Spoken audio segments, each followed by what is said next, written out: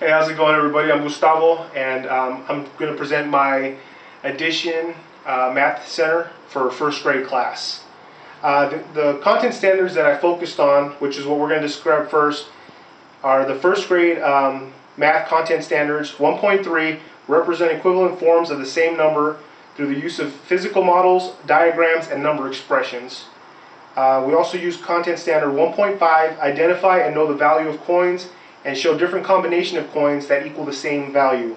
And the last content standard that the board represents is know the addition facts and commit them to memory. So I chose 5 activities because these activities represented a different range of math problems, and they kind of put math problems in context which the students can understand, and that makes sense to them. And it also gave me an opportunity to use a bunch of different manipulatives. So our first activity is Max and Malena's Adventure. So Max and Malena's Adventure is pretty much, I'll explain a story about Max and Malena. They're going to the ice cream parlor. The ice cream that they want is $1. So when the students get to the literacy center, the math center, what they're going to do is they're going to grab a sheet, which is a coin sheet, and they're going to grab a marker, whatever color they choose, and they're going to add up all the money that Max and Malena have. And they can work on the sheet, and I recommend coloring in the coins as they're working to keep track of what coins they've already counted. And then at the end, they'll come up with the total, and they'll see if they have enough money for Max and Malena to buy that ice cream. So that's Max and Malena's Adventure. The next activity is name tags. And this one's kind of fun because it gives me the opportunity to make these little name tags. In a real classroom setting, I would have pictures of my students for each name tag. And what we do is we write the first names of the students on here. And by this point in the year, the students would already be familiar with consonants and vowels.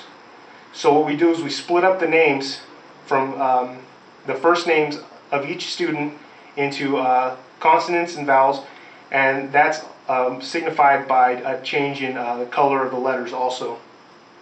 So what the students are tasked to do is to grab a sheet of paper and a pencil, and they're going to pull 5 names from a bag, and each name is going to have consonants and vowels, and they're going to write a math sentence.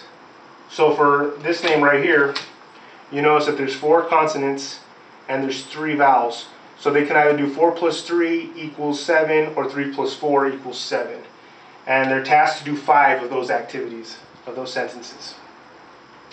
Alright, the next activity is a fun one called Flip for Addition. And what this one consists of is the students come over here and they grab the bag of cookies and they spill the cookies out on the table. And each cookie has a problem and an answer. And what the students are tasked to do is they spread out the cookies, and whenever they find a cookie problem that matches with an answer, so 3 plus 2 equals 5, they flip over the cookies, and their task is to flip over all the cookies. That one's kind of fun. And they have to do all the cookies in order to complete that activity. The next activity is 8-card addition. This is another fun one. It's got a cool little physical aspect to it. And what you do is there's these little markers, and the 8 card has numbers written inside of it. And they grab these 2 markers and throw them in, close it, shake it, then they open it, and then they see what 2 numbers the markers have fallen in. And in this case, it's 10 and 5. So what the students do is they grab a sheet of paper and a pencil, and they answer what 10 plus 5 equals. So they're going to do that. They're going to do 5 problems in that activity. And the last activity is a little more challenging, but it's called Cover Them Up. And what the students do is they take cards out of the pack and they put them in the bag, and all the cards are just the number cards. I got rid of all the other cards that make it confusing.